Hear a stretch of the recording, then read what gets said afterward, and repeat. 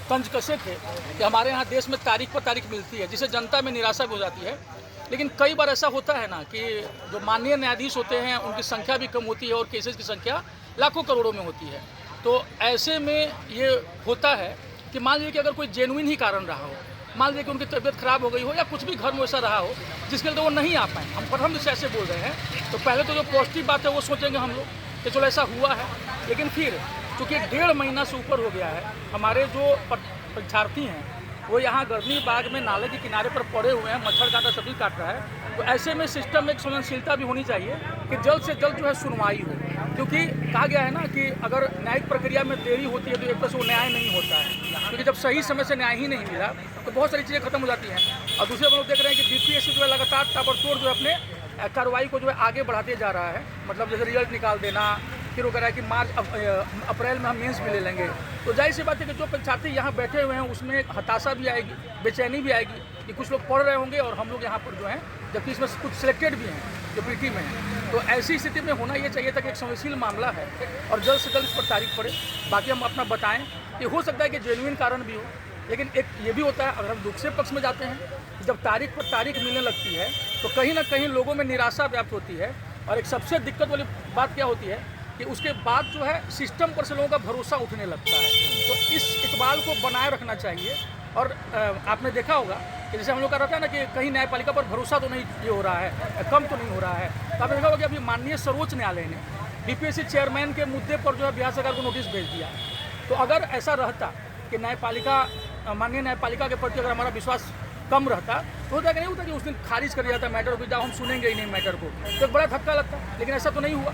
कहीं ना कहीं हमारे सर्वोच्च न्यायपालिका ने, सुप्रीम कोर्ट ने इसको जो है सुना है, नोटिस भेजा है। तो जाहिर सी बात है कि राज्य में भी जो सिस्टम बैठा हुआ है उसको भी ये संदेश गया होगा कि आप यूं ही जो है हल्के में नहीं ले सकते हैं। बीपीएससी के चेयरमैन महोदय लगातार कह रहे थे कि नॉन सीरियस लोग हैं, आप अगर आप उन पर आरोप लगाते थे तो सीधे ये नोटिस भिजवा देते थे लोगों को। अब भिजवाए ना माननीय सुप्रीम कोर्ट को नोटिस कि हमको भेजे हो, अब करें, जाएं वहाँ तो देखिए पता चलेगा, समझ रहे हैं ना। तो बोलिए आगे कुछ पूछना होगा। तो अभ्यर्थी अपने मांग को लेकर रख रहे थे, लेकिन इन लोग को कुछ लोग को अरेस्ट कर लिया जाता है। हाँ, उस पर क्या कुछ कहिएगा? हाँ, ये देखिए ये सिस्टम जो होता है पुलिस का सिस्टम या शासन प्रशासन का, ये ऐसा होता है ना कि मतलब जो लोग यहाँ बैठे हुए हैं उनमें जो मेन लोग हैं उन पर चोट करो, उनको उठा लो, ताकि बाकी जैसे अगर आपका सेनापति नहीं रहेगा मैदान में तो बाकी सैनिकों में तितर बितर वाली स्थिति हो जाएगी।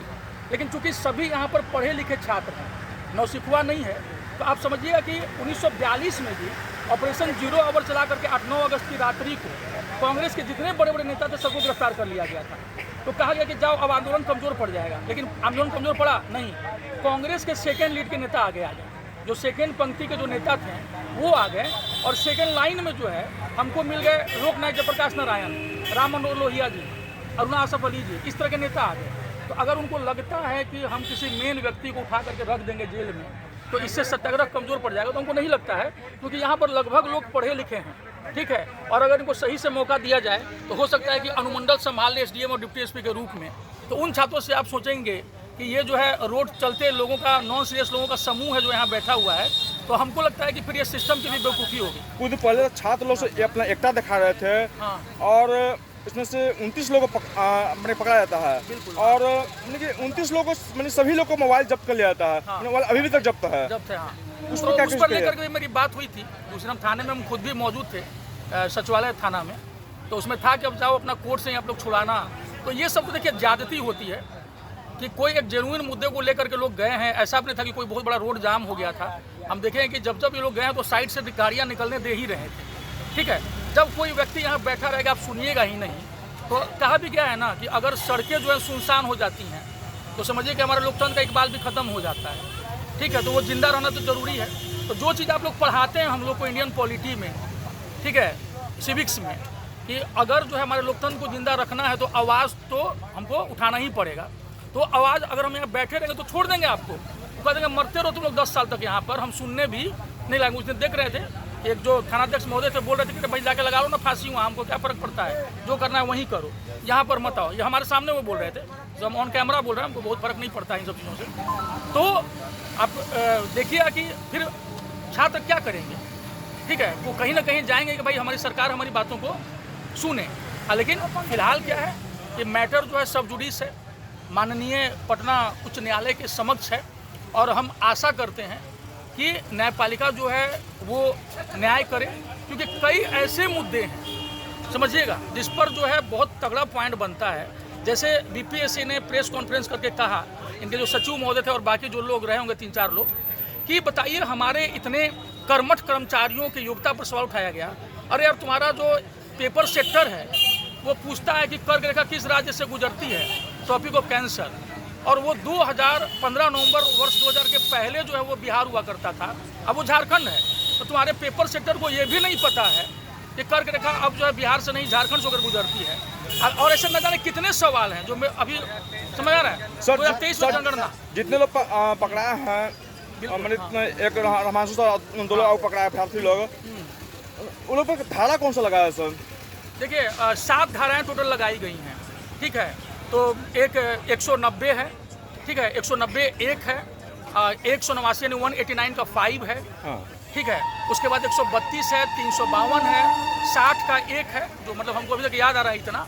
इसमें धारा में क्या क्या होता है सब बताइएगा। कुछ धाराएं ऐसी हैं कि आप जैसे इलीगल सभा कर दिए, ठीक है, कुछ उसमें ऐसा है जैसे 132 से सब है कि सरकारी अधिकारी को या कर्मचारी को उसका कार्य करने से रोकना, उस पर हमला कर देना। उसमें जो एक 60 का 1 है उसमें है कॉन्स्पिरेसी करना, साजिश करना, ठीक है। एक 190 वाला है कि अगर कोई इलीगल सभा करता है और उसमें कोई एक व्यक्ति हमला करता है या कुछ कांड करता है तो वो जितने लोग उस भीड़ में है सब पर लागू होगा। मतलब अगर कोई पुलिस वाला आपको, मतलब आपने किसी पुलिस वाले को धक्का दे दिया तो केवल उसी पर नहीं, वो जो है सब पर मतलब माना जाएगा कि भाई उसमें भीड़ में शामिल सभी लोगों ने धक्का दिया। मेरा सिंपल क्वेश्चन है, हाँ बस थोड़ा सा हम बात पूरी कर दें कि भारत का लोकतंत्र है, डीएम साहब थप्पड़ मारते हैं बच्चे को, क्या कार्रवाई हुई डीएम के खिलाफ? क्या पटना के डीएम को हटाया गया? कि आपने थप्पड़ उठा करके एक अधिकारी होने का जो एक गरिमा होती है अधिकारी की, आपने उसको खो दिया। आपने थप्पड़ मारा और राष्ट्रीय मानवाधिकार आयोग में मामला गया। राष्ट्रीय मानवाधिकार आयोग ने निर्देश दिया मुख्य सचिव को कि कड़ी कार्रवाई की जाए। कौन सी कार्रवाई की गई? अब पलट दीजिए मामले को।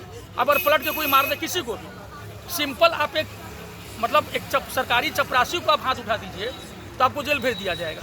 लेकिन डीएम साहब ने जब हाथ मारा, ठीक है, तो आप कहेंगे कि लाठी चार्ज का ऑर्डर ये हो कि मजिस्ट्रेट पर राइट होता है। ऐसा नहीं होता है कि आप किसी को भी हाथ उठा करके, वो लड़का क्या कर रहा था, वैसा कौन सा कार्य कर रहा था जिस पर आपने उसको हाथ उठा दिया? तो क्या हमारे लोकतंत्र में कानून सबके लिए बराबर है?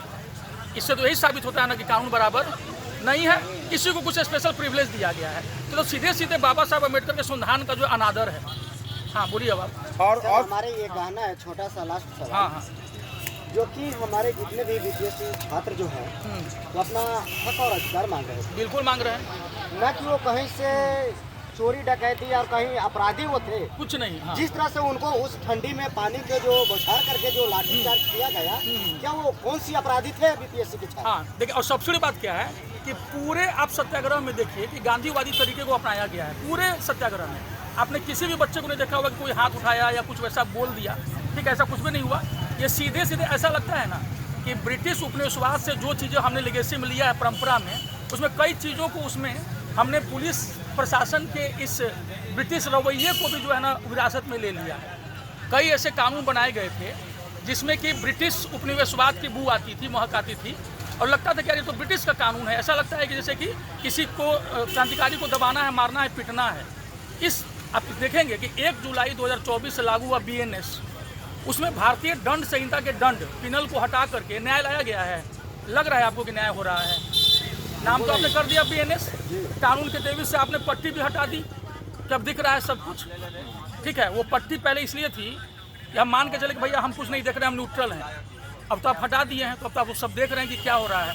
तो हम माननीय न्यायपालिका से यह उम्मीद करते हैं कि बच्चों की जो न्याय संगत मांग है उसको जो है पूरा करें, ठीक है, ताकि उनका भी इकबाल सबका हम सबका बना रहे, सिस्टम के प्रति भी हमारा भरोसा रहे, ठीक है। और अंतिम बात हम आपको करें, चूँकि आपने कहा था कि अंतिम प्रश्न है, देख लीजिए, अगर आप बेईमानी करते हैं, ठीक है, तो नैसर्गिक न्याय का सिद्धांत लागू होता है।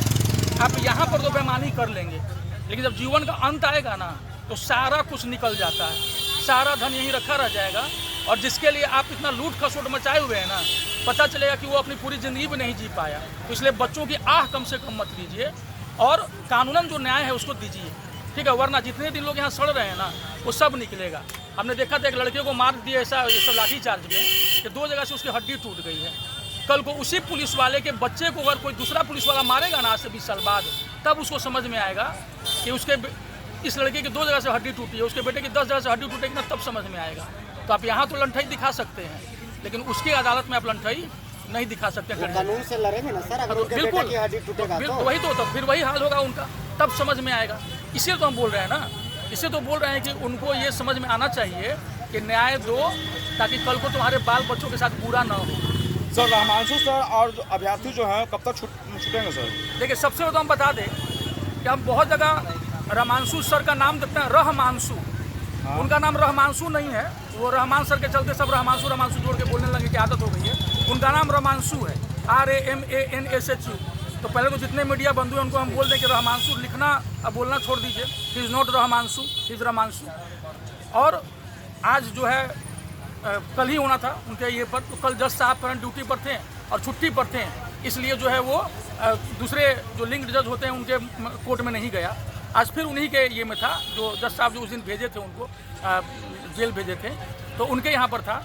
आज सुना उन्होंने, ठीक है, जो कोर्ट के भीतर जो चीज़ें होती हैं वो नॉर्मल, कल पर उन्होंने टाल दिया है कि कल हम लोग इस मैटर को देखते हैं और इस पर निर्णय देंगे कि जो उन्होंने जो जुडिशल कस्टडी दिया है उसको वो बनाए रखते हैं या फिर छोड़ देते हैं। तो मोस्ट प्रोबेबली कल जो है वो मतलब वो लोग छूट जाने चाहिए।